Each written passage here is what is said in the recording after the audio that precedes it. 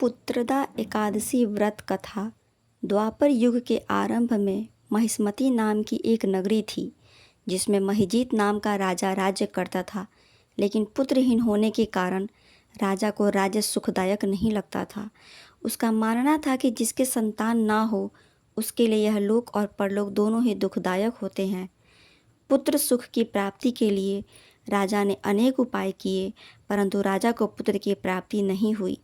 वृद्धावस्था आती देखकर राजा ने प्रजा के प्रतिनिधियों को बुलाया और कहा, हे प्रजाजनों, मेरे खजाने में अनन्य से उपार्जन किया हुआ धन नहीं है।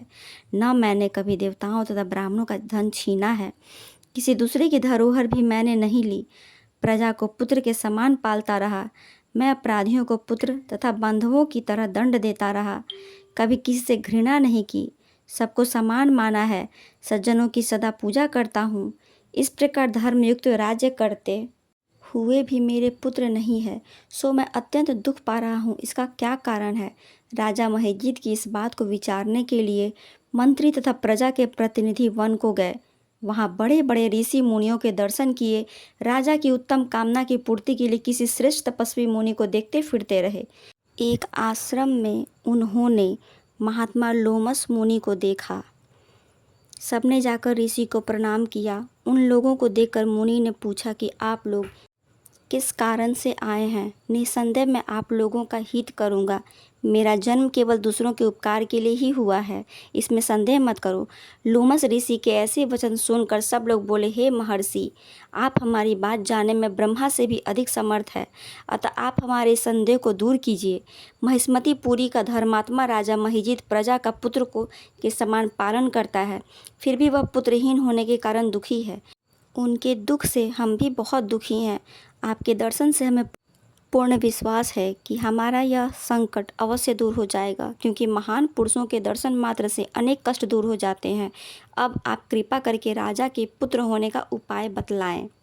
यह वार्ता सुनकर ऋषि ने थोड़ी देर के लिए नेत्र बंद किए और राजा के पूर्व जन्म का वृत्तांत जानकर कहने लगे कि यह राजा पूर्व जन्म में एक निर्धन वैश्य था।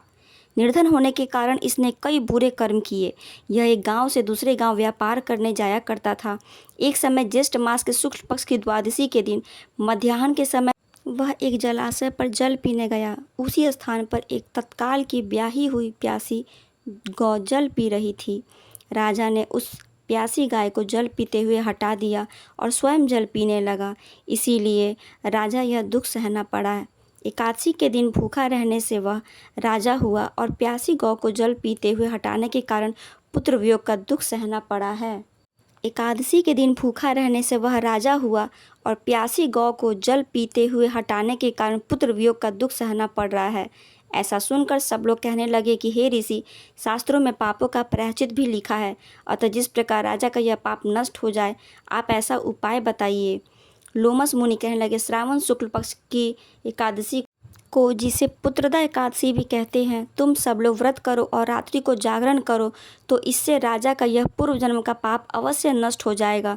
साथ ही राजा को पुत्र की अवश्य प्राप्ति होगी। लोमस ऋषि के ऐसे वचन सुनकर मंत्रियों सहित सारी प्रजा नगर को वापस लौट आई।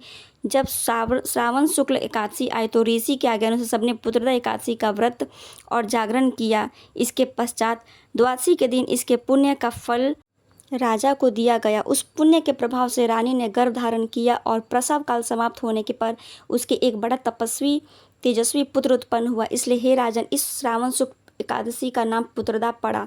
अतः संतान सुख की इच्छा हासिल करने वाले इस व्रत को अवश्य करे।